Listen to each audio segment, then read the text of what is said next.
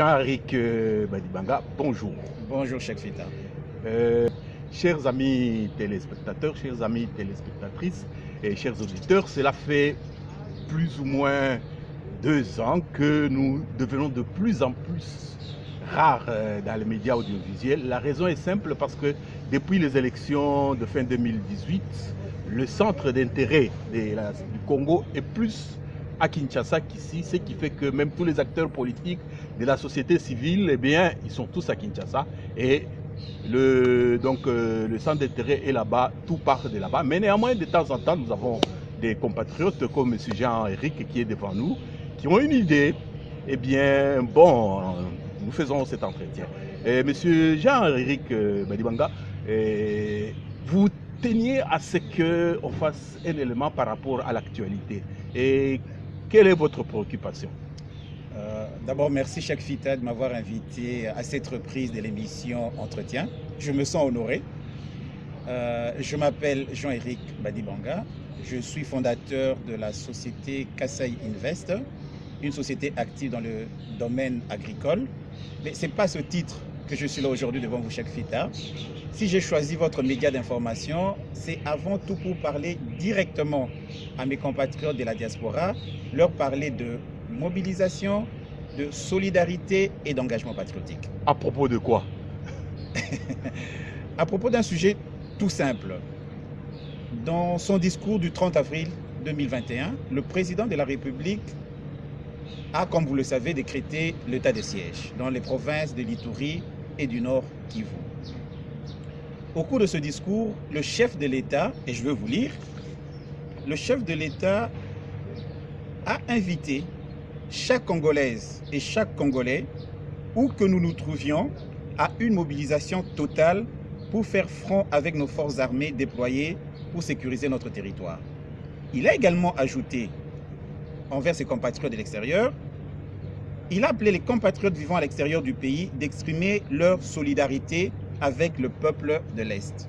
Et donc vous, vivant à l'étranger, vous avez été touché par ce message? Oui, tout à fait. On ne peut pas rester insensible ou indifférent à ces messages parce que depuis ce discours, je vois fleurir ici et là des slogans du type merci mon président, Fachi Béton, je suis FARDC.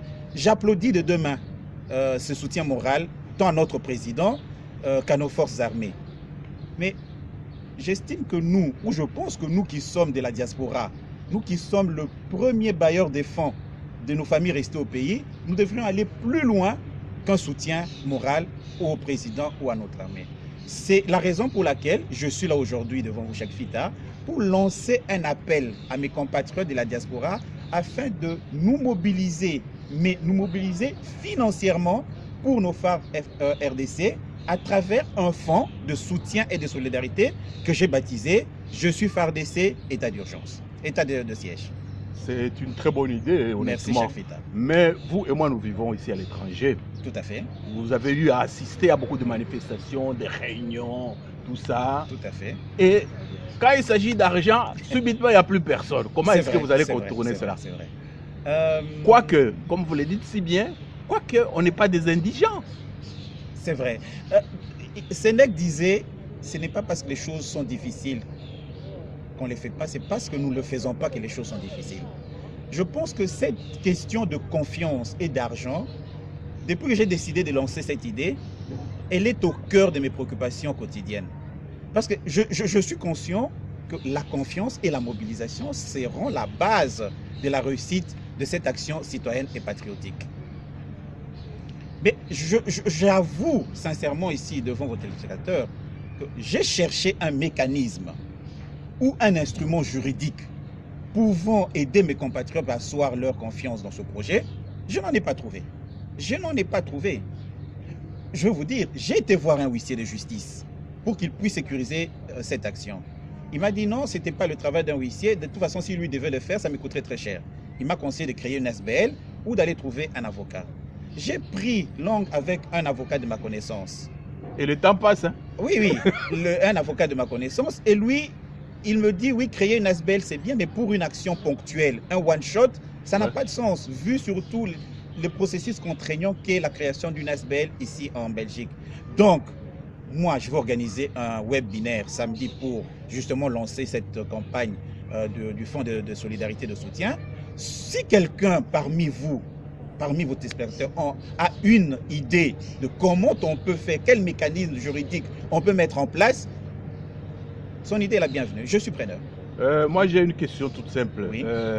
Vous-même, déjà, vous mettez combien? Alors, je ne veux pas dire ici le montant de ce que moi je vais mettre. Mais vous mettez quelque chose? Mais évidemment, évidemment. C'est mon bébé. Rassurez-moi. Et c'est bientôt le vôtre. Donc, on va se partager ces bébés. Et donc, nous devons nourrir chacun individuellement ces bébés. Je mettrai ma quote-part et ça serait peut-être le premier versement, ça sera le mien. Mais ce que je voulais ajouter, pour ceux qui nous suivent, c'est que je suis en train de me battre pour que le fonds qui sera constitué à travers cette action puisse être adressé directement ou mis sous la responsabilité du président de la République. Lui, en tant que commandant suprême de nos forces armées, s'engagera vis-à-vis de nous à acheminer cet argent aux militaires qui sont au front. C'est ça le deal que je proposerai à nos gouvernants. Bon, une autre question. Autour de vous, vous en avez parlé. Tout à fait. Quelle a été la réaction? Alors, je peux vous dire, en vous regardant droit dans les yeux, que toutes les réactions ont été unanimes. Ce sont des réactions de « c'est une bonne idée, il fallait le faire, nous sommes peut-être prêts à le faire ». Je n'ai pas rencontré d'opposition vis-à-vis de cette action, mais comme vous l'avez souligné, la question revient toujours celle de la confiance. Comment sécuriser cette chose, comment amener les gens à faire confiance? Comme j'ai dit, je suis en attente de propositions, je suis en attente de vos conseils et de vos recommandations pour justement sécuriser cette opération. Et dans tous les cas, vous avez un casier judiciaire vierge. C'est déjà simple. Cheikh Fitassi, je savais que vous allez me poser cette question. Je vous aurais amené mon casier judiciaire que je viens de recevoir la semaine passée parce que je m'apprêtais justement à faire mes formalités pour obtenir un visa à l'ambassade, à notre ambassade. Donc j'ai mon casier bien, je peux le mettre sur la net. Ça, non, ce n'est pas nécessaire. La confiance, c'est la confiance. C'est déjà ça. Et pour qu'une idée circule, il faut bien sûr des médias. Je viens de commencer, sûrement mes autres confrères vont faire le relais. Tout à fait. Mais vous devez avoir une adresse donc, sur la toile. Tout à fait. Comment vous joindre?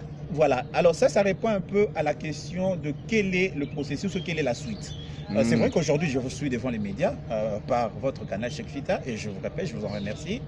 La suite des événements, c'est que ce samedi 15 mars, 17h heure de Bruxelles, il y a un web meeting qui sera organisé où je pourrai donner plus d'explications, répondre à toutes les questions et effectivement... Mais surtout collecter l'argent, parce que le but c'est l'argent. Non, pas oui, trop parler. Mais avant de collecter l'argent, il faut peut-être répondre aux questions des gens, expliquer, parce qu'ici on a un temps très court, donc je ne pourrai pas m'étendre sur les explications, mais je pense que nos compatriotes ont besoin de comprendre dans quoi ils vont s'engager. Donc c'est pour cela que j'organise ce webinaire ce samedi 15 mai à 17h heure de Bruxelles. Donc ça c'est la première étape. La deuxième étape, à la fin de ce reportage, en tout cas j'espère Cheikh Fita, vous mettrez toutes les données nécessaires et possibles pour pouvoir me joindre, me contacter, le numéro du compte bancaire et vraiment toutes les informations utiles et pratiques. Bon, nous sommes déjà le 11 mai. Oui. L'état de siège, c'est pour 30 jours en principe. Tout à fait. Donc si ça se termine dans 30 jours, il ne vous reste plus que 19 jours pour être actif et collecter de l'argent. Comment vous allez gérer le temps? Exactement. Je pense que cette opération, effectivement, comme je l'ai dit, ça stresse aux FARDC qui sont au front dans le cadre de l'état de siège. Mais je prends un exemple. Si Dieu nous bénit, qu'on a 1 million d'euros, on ne va pas les jeter à la poubelle. Jours, hein? En 18 jours, on ne va pas les jeter à la poubelle ou les restituer aux gens qui ont cotisé. Il nous appartiendra en ce moment de le faire parvenir à l'armée ou au commandant suprême de nos forces armées et qu'il lui a dit disposer de ces fonds. Les besoins sont toujours présents et sont toujours là, que ce soit au niveau de l'armée, que ce soit peut-être même au niveau de nos frères de l'Est. On a aussi appelé à la solidarité. Donc si au niveau de l'armée, on n'a plus besoin de cet argent, pourquoi ne pas le dédier à nos frères et sœurs de l'Est qui vivent dans des conditions dont on sait qu'elles sont très très difficiles? Bon, nous vous remercions donc pour cet appel qui est vraiment bien arrivé parce que Hier déjà, hein, à titre d'information, les parlementaires congolais mettront chacun $500 de leur salaire pour, dans une cagnotte pour les faire. Vous me l'apprenez, j'ai pas eu le temps de suivre les informations. Ceci est donc un défi que vous lancez aux Congolais qui vivent à l'étranger. Non, pas un défi. C'est un appel patriotique à nous mobiliser financièrement parce que je pense oui, qu'on a l'appel des est capacités. patriotique, mais le défi connaissant. Moi, je vous dis, je connais comme on se connaît. Tout à je fait. sais que quand on faisait des manifestations, on était obligé de bousculer pratiquement les gens à Matongé là pour avoir 10 euros, 20 euros et avoir 300 euros pour faire des banderoles. Tout à fait. Et je sais que ce réflexe-là, c'est le problème du réflexe patriotique et financier. C'est un défi. Oui, c'est pour cela, au fait, j'invite toute personne, en tout cas qui entendra ce message, de mobiliser son réseau social, de mobiliser ses connaissances. Pas seulement le Congolais, il y a beaucoup de Belges, de Français, des Américains que nous connaissons qui portent à cœur la problématique congolaise. Donc, mobilisons suffisamment, massivement autour de cette action et espérons que Dieu nous bénira. Oui, Dieu a toujours été du côté des bons. Quoique même les autres là, bon, quand ils vont se confesser, non, eh bien, sérieusement, je pense que nous, bon. Vous savez, il y a une réflexion qui me vient à l'esprit, c'est Kennedy qui disait ne demandez pas ce que votre pays fera pour vous, demandez ce que vous ferez pour votre pays. Le discours du 30 avril du chef de l'État fait écho à cette réflexion. Qu'est-ce que moi, Badi Banga, je peux faire pour le Congo au jour d'aujourd'hui? Que chacun se pose la question. Mais je sais que le patriotisme de la diaspora congolaise n'est plus à démontrer. Par nos sittings, nos marches, nos mémorandums, on a suffisamment montré que nous étions debout pour le Congo. L'appel que je lance aujourd'hui pour un fonds de soutien et de solidarité pour FRDC participe à cette dynamique d'éveil patriotique. Merci beaucoup, monsieur Jean-Éric Badibanga, pour cette initiative. Et un dernier mot. Oui, le dernier mot encore sous forme de réflexion, et cette fois-ci, c'est l'appel à la conscience de France Fanon, qui disait « Chaque génération a le choix de trahir ou d'accomplir sa mission. » Moi, j'ai fait mon choix. Que Dieu vous bénisse. Que Dieu bénisse nos FARDC, que Dieu bénisse le Congo et son peuple. Je vous remercie, chef. C'est moi qui vous remercie. Merci.